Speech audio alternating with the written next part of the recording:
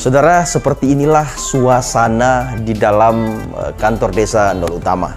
Ya, menurut saya sih ini kantor desa rasa kantor camat ya. Oke, kita lihat-lihat sekeliling.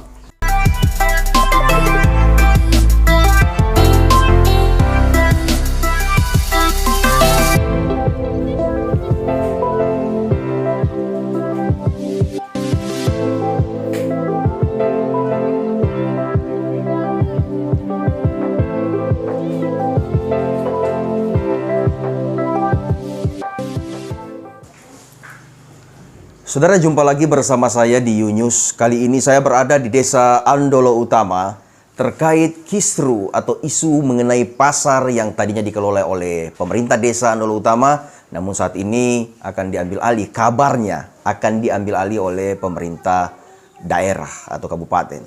Nah, kita akan berbincang-bincang dengan Kepala Desa Andolo Utama bersama dengan Bapak Suyanto, Sarjana Hukum. Baik, selamat pagi Pak Desa. Selamat pagi. Baik. Pak, ini terkait isu atau kisruh pasar Andolo Utama ini, Pak. Nah, apa yang Anda bisa jelaskan terkait semua ini? Seperti apa latar belakang historis daripada pasar ini sehingga kok di luar sana ribut mengenai pasar ini, Pak, dan pengelolaannya. Nah, Bapak bisa sampaikan apa untuk ini sehingga masyarakat luas, masyarakat pada umumnya di Konawe Selatan ini dapat mengetahui sebenarnya apa yang terjadi dengan pasar ini. Terima kasih waktu yang diberikan untuk saya. Sebenarnya saya ini dengan Pemda itu tidak ada permusuhan. Saya ini jadi kepala desa ini, saya jalankan sesuai dengan aturan yang ada. Ada undang-undang, ada peraturan menteri, saya jalankan. Apalagi pengelolaan aset itu saya jalankan sesuai dengan aturan. Kemarin ini agak kisruh sedikit itu karena miskomunikasi awalnya. Saudara-saudara kita dari kabupaten ini, waktu datang ke sini harus duduk bersama dulu dengan saya seharusnya. Apa yang mau dikerjakan di sini, apa yang mau diambil dari sini, itu harus duduk bersama dulu dengan saya. Tiba-tiba mengukur di sana di pasar, diisukan ini mau dibongkar, ini mau digusur. Ada lagi isu miskomunikasi yang tidak benar, dibawa orang yang tidak tanggung jawab. Pasar nanti ini akan dibakar, hati-hati. Biasanya tempat-tempat lain begitu. Akhirnya saya sendiri ikut ronda. Nggak pernah tidur malam ikut ronda karena menjaga itu. Setelah itu, teman-teman asosiasi ini, kok ada asosiasi baru dibentuk, saya suruh dukung, saya dukung. Oke. Tujuannya jelas menolak ini pasar. Tapi buat baliho dulu, tapi jangan atas nama pemerintah, atas nama asosiasi. Dia pikir atas nama asosiasi menolak adanya pasar modern, itu berdiri di pasar desa Andolo Utama. Bunyinya kan begitu. Dia bercermin kepada pasar-pasar yang lain yang dibangun Pemda itu, semuanya kan tidak berjalan. Semuanya mubatir, semuanya. Terus bagaimana saat bertahun-tahun pasar yang megah-megah itu anggaran tinggi, itu tidak berjalan sama sekali. Kita bercermin ke sana. Itu. Akhirnya asosiasi ngajak demo dengan saya. Saya ikuti demo, tapi saya tidak bisa pakaian preman. Kalau seorang pemerintah pakaian preman nanti dikira saya ini provokasi. Betul. Ya, jadi saya pakaian dinas, saya tunjukkan bahwa di kepala desa saya mengawal warga saya, rakyat saya, pedagang saya kawal semua itu. Saya bicara apa adanya. Jadi keluhan kalian saya bicarakan di situ. Yang terakhir, saya minta di hearing DPR, teman-teman juga mengajak saya di hearing DPR itu. Saya suruh menolak di sana dengan teman-teman. Disitulah mulai saya ini agak ada apa? Kok tiba-tiba saya berusaha menolak atas nama asosiasi, asosiasi dan pedagang menerima bangunan ada di situ. Spontan di situ saya tarik ulur pembicaraan saya. Jadi menurut yang saya pahami bahwa tadinya asosiasi meminta Anda selaku pemerintah desa, dalam hal ini Kepala Desa Andolo Utama, untuk mewakili atau mengawal keinginan masyarakat untuk menolak didirikannya pasar yang mengatasnamakan pemerintah kabupaten, seperti begitu Pak. Nah, lalu tiba-tiba sekarang ini kenapa asosiasi ini berbalik arah begitu? Tiba-tiba menerima, tadinya menolak, kok tiba-tiba menerima? Iya, setelah dari situ saya mulai paham.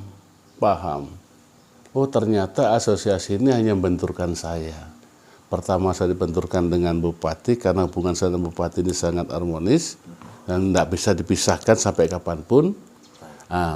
Kedua saya dibenturkan sama DPR dengan Kadis di DPR situ, di hearing situ. Jadi asosiasi ini bukan setelah tujuannya hanya membenturkan saya saja sebenarnya. Jadi tidak ada masalah bagi saya ikuti mereka sekarang, mereka resah karena kenapa dia menerima? Tempo hari ada yang cerdas satu itu, orang yang tidak ada kepentingan sekali usul di situ, di dalam. Bagaimana Pak kalau kita dirugikan bangunan yang ada di dalam itu? Itu bangunan swadaya semua. Di situ dijawab dengan pimpinan rapat, jadi semua Pemda yang jawab. Jadi semua yang dirugikan bangunan swadaya itu ada ganti rugi, pertama. Kedua, mereka juga akan diprioritaskan tempatnya, lebih bagus lagi kan. Sehingga diterima dengan itu, usulan itu diterima, ketuk palu lagi. Yang terakhir, ketuk palu, bangunan setelah dibangun nanti serahkan desa sesuai dengan aturan, serahkan desa kelola desa. Sudah, kita langsung agak lega sedikit itu. Ini yang saya pegang nanti, setelah dibangun kan harus kembalikan ke desa, kelola desa. Aturan memang sudah begitu, bangunan yang dibangun pemerintah, provinsi, kabupaten, kota, setelah dibangun serahkan desa, kelola desa, atau bangun desa. Tidak ada satu ayat pun yang mengatakan di situ pembagian, tidak ada. Jadi Anda yakin bahwa apa yang Anda lakukan ini semua sudah berdasarkan regulasi yang ada dan undang-undang yang berlaku. Seperti itu Pak Desa? Ya. Atau ada hal lain yang mungkin Anda mau sampaikan? Iya, kalau saya ini berjalan, mengelola aset ini tidak pernah saya nabrak pagar. Saya berjalan sesuai aturan yang ada. Semua saya kelola, ada kepala pasar, ada anggota, ada semuanya. Uang sudah jelas masuk di kas desa. Di kas desa pembelanjaannya sudah masuk di APBDes kita. Sudah jelas itu. Pungutan uang itu serupiah maupun bunyi juta itu semua ada perdesnya. Sudah peraturan desa, sudah jelas.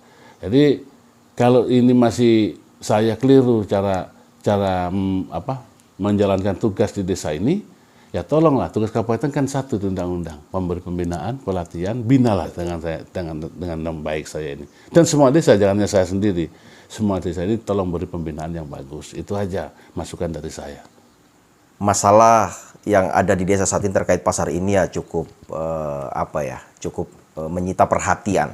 Nah, apa yang Anda mau sampaikan sehingga masyarakat tahu, dan mungkin apa yang Anda mau sampaikan kepada pemerintah kabupaten, mungkin dalam hal ini Bapak Bupati, untuk isu atau masalah yang sampai saat ini masih menjadi perbincangan di tengah-tengah warga.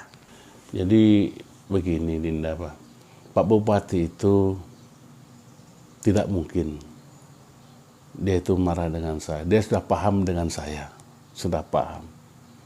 Jadi saya juga atas nama pribadi saya, bukan atas nama desa, saya minta maaf dari ujung kaki ujung rambut kepada Pak Bupati sekeluarga.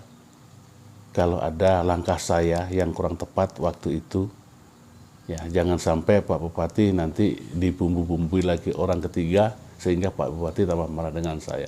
Saya dengan Pak Bupati sampai sekarang hubungan saya masih harmonis. Dan beliau saya anggap sebagai orang tua saya. Itu aja Pak. Jadi permintaan maaf saya ini, pokoknya ya semualah atas nama masyarakat yang ketemu saya minta maaf dari ujung kaki ujung rambut, itu aja. Baik, kepada masyarakat Anda, apa yang Anda mau sampaikan untuk masalah yang sementara bergulir ini?